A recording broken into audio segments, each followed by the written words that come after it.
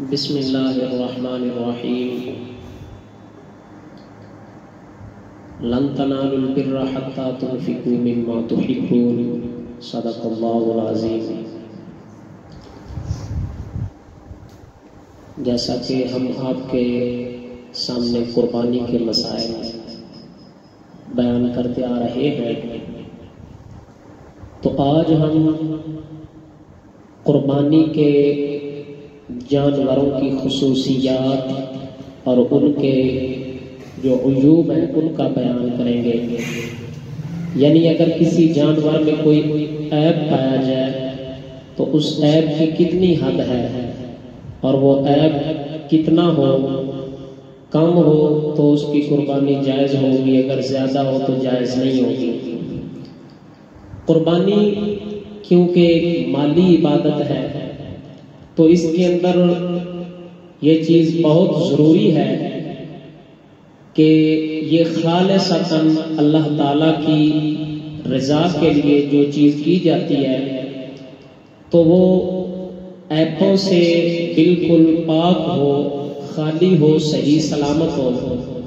کیونکہ اللہ رب العزت ارشاد فرماتا ہے لن تنالوا البر حتى تنفقوا مما تحبون، تم ہرگز بھلائی کو نہیں پہنچ سکتے یہاں تک کہ تنفقوا مما تحبون، تم وہ خرچ کرو جو تمہیں سب سے زیادہ چیز پسند ہے، یعنی جو چیز تمہیں سب سے زیادہ محبوب ہے وہ تم اللہ تبارک و تعالی کے لیے اپنی طرف سے خرچ کرو۔ جانوروں کے عیوب کے لیے یعنی کہ یہ ایک قاعدہ ہے، کلیہ ہے، ضابطہ ہے ہدایہ شریف کے اندر، جیسا کہ اور فقہاء نے بھی لکھا ہے، لیکن میں ہدایہ شریف کے حوالے سے پہلی عبارت پیش کرتا ہوں کہ اگر کسی چیز میں عیب ہو تو وہ کتنی حد تک ہو، عیب کی تعریف کیا ہے، عیب کسے کہتے ہیں۔ ہدایہ شریف کے اندر لکھا ہے کل ما اوجب نقصان الثمن فی عادت التجار فهو عیب، ہر وہ چیز جو قیمت کے نقصان کو واجب کر دے فی عادت التجار،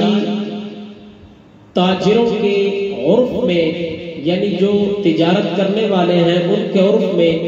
جو چیز قیمت کے نقصان کو واجب کر دے تو فہو عیب، اس چیز کو عیب کہا جاتا ہے۔ اور فتاوی عالمگیری کے اندر لکھا ہے وَمِنَ الْمَشَائِخِ مَنْ يَذْكُرُ لِهَذَا الْفَصْلِ أَصْلًا، مشائخ اس فصل کے لیے جس چیز کا اصول ذکر کرتے ہیں وہ کیا چیز ہے، یقول کل عیب، وہ ہر اس چیز کو عیب کہتے ہیں یزیل المنفعۃ، جو نفع کو زائل کر دے، لکمال او الجمال، اس کو مکمل طور پر جو نفع حاصل ہوتا ہے اس کو مکمل طور پر زائل کر دے تو اس چیز کو بھی عیب کہا جاتا ہے۔ جب ایسا عیب پایا جائے تو فقہاء کرام لکھتے ہیں یمنع الاضحیۃ، وہ قربانی کو منع کر دیتا ہے، وما لا یکون بہذہ الصفۃ لا یمنع، اور اگر جو ایسی صفت اس میں نہ پائی جائے تو وہ قربانی کو مانے نہیں بنے گا۔ تو ان دونوں عبارتوں سے یہ پتہ چلا، خلاصہ کلام پھر یہ نکلتا ہے جس طرح کے شرع شریف میں ہر اس چیز کو عیب قرار دیا گیا ہے جس کی وجہ سے جانور کی قیمت میں کوئی کمی واقع ہو یا اس کے حسن و جمال میں کوئی کمی واقع ہو تو ایسے جانور کی قربانی جائز نہیں ہے۔ اور اگر عیب اس سے کم درجے کا ہو یعنی عیب چھوٹا ہو تو اس کے بارے میں فقہاء کرام لکھتے ہیں کیونکہ تھوڑے بہت عیب سے بچنا جو ہے وہ ناممکن ہوتا ہے تو فجعل عفوا، تو اس کو معافی بنا دیا جاتا ہے۔ حدیث پاک میں ہے موطا امام محمد رحمت اللہ تعالی علیہ کے اندر حضرت براء بن عازب رضی اللہ تعالی عنہ سے روایت ہے کہ حضور علیہ الصلوۃ والسلام نے فرمایا 4 ایسے جانور، حضور علیہ الصلوۃ والسلام سے حضرت براء بن عازب نے سوال کیا، یہ حدیث پاک مشکات شریف کے اندر بھی موجود ہے، ترمذی شریف کے اندر بھی موجود ہے لیکن میں اس وقت موطا شریف کے حوالے سے پیش کر رہا ہوں اور موطا شریف کی ہی عبارت پڑھ رہا ہوں. ان البراء بن عازب سأل رسول اللہ صلی اللہ علیہ وسلم ماذا یتقى من الضحایا. حضرت براء بن عازب رضی اللہ تعالی عنہ نے حضور علیہ السلام سے سوال کیا کہ قربانی میں کن کن چیزوں سے بچنا چاہیے. فَأَشَارَ بِيَدِهِ تو حضور علیہ السلام نے اپنے ہاتھ کے ساتھ اشارہ فرمایا. وَقَالَ أَرْبَعٌ وَكَانَ الْبَرَّاءُ بْنُ عَازِبٍ يُشِيرُ بِيَدِهِ حضور علیہ السلام نے 4 چیزیں بتائی اور حضرت براء بن عازب رضی اللہ تعالی عنہ سرکار نے بھی اپنے ہاتھ کے اشارے سے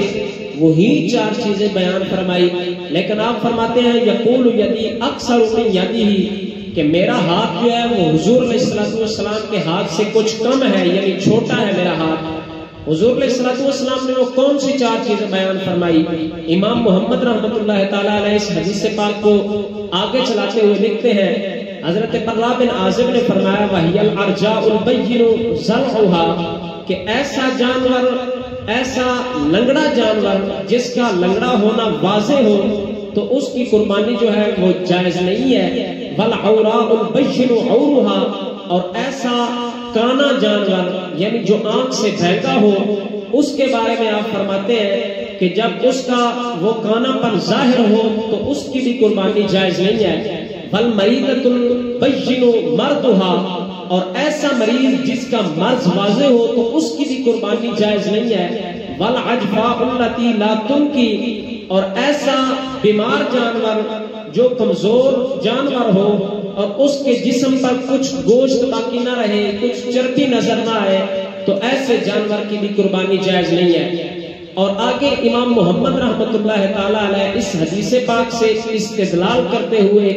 استنباط کرتے ہوئے لکھتے ہیں قال محمد وبهذا نأخذ فعم الارجاء فاذا مشت على رجلها فهي تجزئ. امام محمد رحمۃ اللہ تعالی علیہ فرماتے ہیں اسی کے ساتھ ہم یہ دلیل پکڑتے ہیں کہ ایسا لنگڑا جانور کہ اگر وہ اپنے پاؤں پر چل کر عیدگاہ تک جا سکے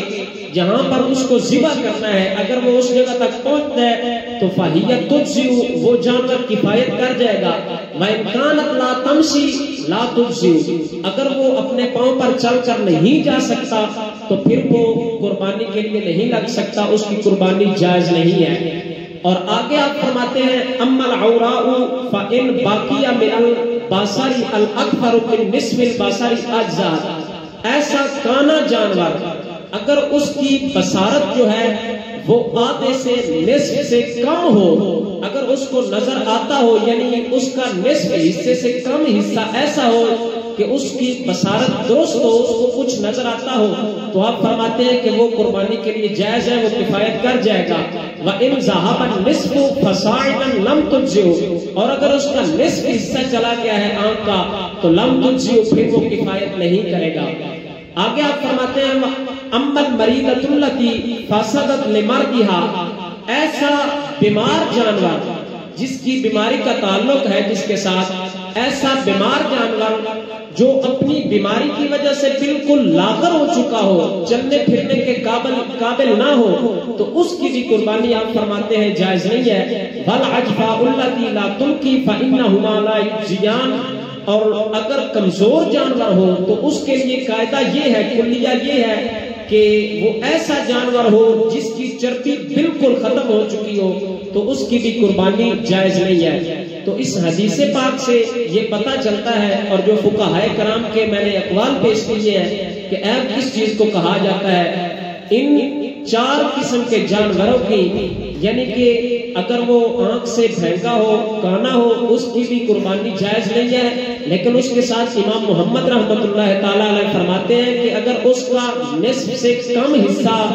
جو ہے وہ بچ جائے جس کو نظر آتا ہو تو اس کی قربانی جائز نہیں ہے. اگر نصف حصے سے زیادہ اس کا کانا پن واضح ہو رہا ہو تو پھر جائز نہیں ہے. اگر نصف سے کم ہو تو پھر اس صورت میں قربانی پر لگ سکتا ہے. اور بیمار ایسا جانور جو اپنی بیماری کی وجہ سے بالکل لاغر ہو چکا ہو، چل ہی نہ سکتا ہو، اور ایسا جانور جو اپنے جس کا ایک پاؤں ہو تو وہ ایک پاؤں والا بھی ہے، وہ خود بخود چل کر نہیں جا سکتا،